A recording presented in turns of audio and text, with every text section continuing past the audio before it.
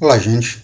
Eu estou aqui de volta para falar sobre responsabilidade tributária, um assunto dos mais exigidos na história do exame da ordem.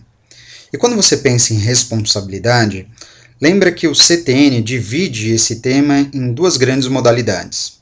Existe a responsabilidade pelo pagamento e a responsabilidade por infrações. Na responsabilidade pelo pagamento, onde você vai encontrar lá do artigo 128 até o artigo 135 do CTN, é possível verificar que ela é subdividida em dois tipos: a responsabilidade por transferência e a responsabilidade por substituição. Na responsabilidade por transferência, você tem a legislação indicando a obrigação do fisco de cobrar esse tributo primeiro do contribuinte, daquele, portanto, que praticou o fato gerador, e caso o contribuinte realmente não pague o tributo, então essa obrigação deve ser transferida para um terceiro, que é justamente aquele que a gente chama de responsável. Lembrando ainda que a responsabilidade sempre dependerá de previsão legal. Existe ainda a responsabilidade por substituição.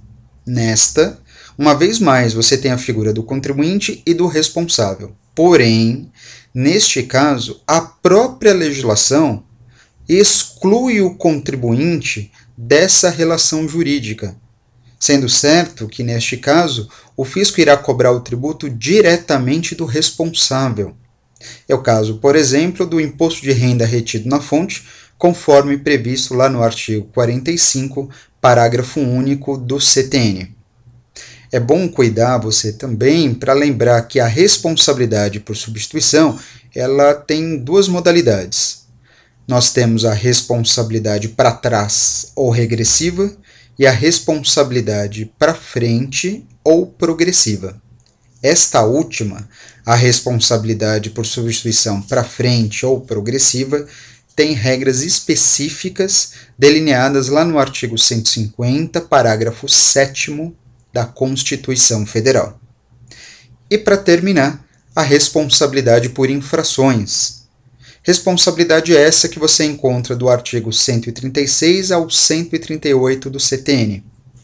Por regra, lá disposto no artigo 136, a responsabilidade por infrações independe da intenção do agente.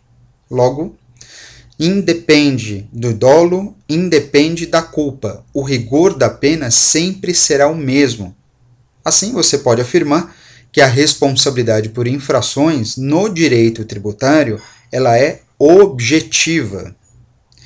E ainda, para finalizar, não poderia esquecer de citar o instituto do artigo 138 do CTN, que evidencia para a gente a chamada denúncia espontânea.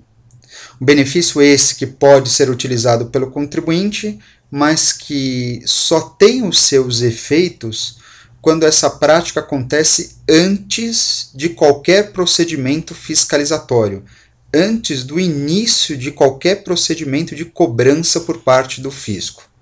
Mas, além do contribuinte agir de forma espontânea e antes da fiscalização, é imprescindível também que ele pague o tributo acrescido de juros e correção monetária. Assim, ele estará dispensado do pagamento das multas, sejam elas moratórias ou multas punitivas, conforme entende a nossa jurisprudência. Ficou claro? Portanto, a gente se vê. Até a próxima dica.